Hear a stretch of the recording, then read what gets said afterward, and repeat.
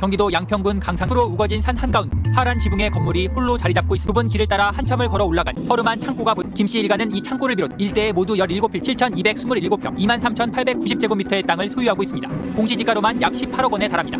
만약 이쪽으로 이득을 취하기 했다 하면 보상 아니에요. 그쪽 특이한 거.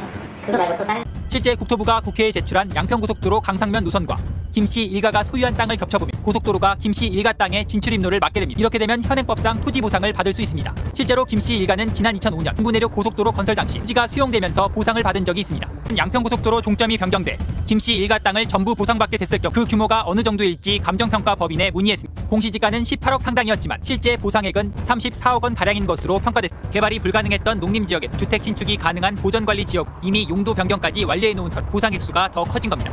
인근에 위치한 김씨 일가의 또 다른 땅 3,200여 평, 약 10,000제곱미터 규모의 이 땅은 양평고속도로 강상면 종점 예정지 인근 땅과 직선거리로 불과 800여 미터 떨어져 있습니다. 평지인데다 남한강을 앞에 두고 있어 고속도로가 개통될 경우 개발 요지로 꼽혔습니다. 주변 시세를 토대로 추정한 이 땅의 시가는 14억 원 가량. 부동산 관계자들은 고속도로가 개통된다면 최소 2배 이상의 차익은 거둘 수 있을 걸로 보고 있습니다. 결국 토지 수용에 따른 보상과 그리고 개발 이익을 감안하면 양평고속도로 종점 변경으로 김건희 씨 일가가 강상면 땅에서 볼 수 있는 이익만 60억 원 이상이란 계산이 나옵니다. 이렇게 노선이 변경되면 김건희 일가가 큰 이익을 본다는 건 확실해 보이지만 고속도로를 이용할 국민들에게 어떤 편의와 혜택이 있을지에 대해선 논란이 거셌습니다. 상습 정체구간인 두물머리 지역과 더 멀어지면 당초 양평고속도로 건설 목적과도 맞지 않다는 비판이었습니다. 그러자 국토부가 비판 의견을 낸 전문가들을 접촉하기 시작했습니다. 당시 실명으로 노선 변경은 부적절하다고 지적한 이찬우 한국건설사회환경학회 회장, 국토부 미래전략 담당관실 과장이 직접 찾아왔다고 합니다. 국토부가 노선을 변경한 이유를 설명하면서 변경 노선의 사업비 검증 용역을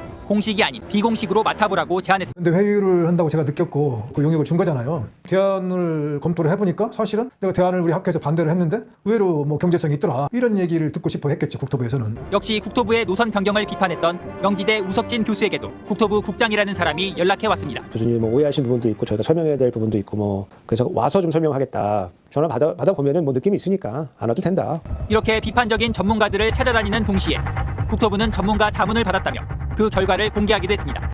자문에 참여한 전문가 7명 중 1명을 제외한 6명 노선 변경을 긍정적으로 평가했다고 돼 있습니다. 최근 특검은 국토부가 공개한 전문가 자문 절차가 애초에 편파적으로 진행된 정황에 대해 수사 중인 것으로 확인됐습니다. 국토부가 원안인 양서면 쪽 노선의 단점을 지적한 자료, 변경안인 강상면 쪽 노선의 장점을 나열한 자료를 전문가들에게 제시했고 자문에 참여한 전문가들도 국토부 뜻을 거스르기 어려운 건설업계 인사들이었다는 겁니다. 윤석열 후보 당선인 시절 바뀌기 시작한 고속도로 노선, 당시 정권 인수위원회의 지시였 아니면 다른 비선이 움직였는 특검이 반드시 밝혀내야 할 부분입니다.